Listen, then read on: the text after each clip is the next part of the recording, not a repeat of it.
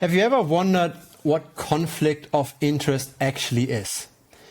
Kevin O'Leary is the personification of conflict of interest. Look no further. Kevin O'Leary made himself look like a clown. He says that the Coinbase CEO, Brian Armstrong, should get fired. But at the same time, he would still be investing in Sam Bankman-Fried again of FTX, right? That stole everybody's customer funds. Let's look into this. The leader of that company, and I'm not pulling any punches. If he was working for me, I'd fire him. I'd get somebody else. You're talking about the head of Coinbase. Yes, it's over. It's so over, it's almost getting boring. Gensler has told him countless times, no, no, no, and no. And everybody hears it except him.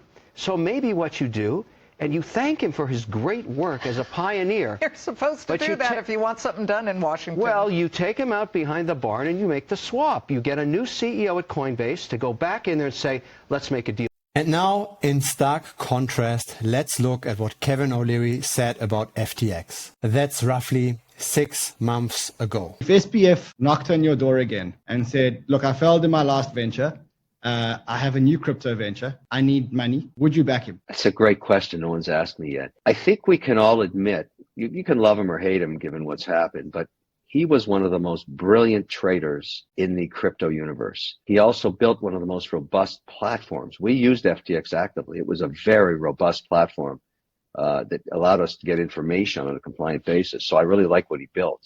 Would you back him?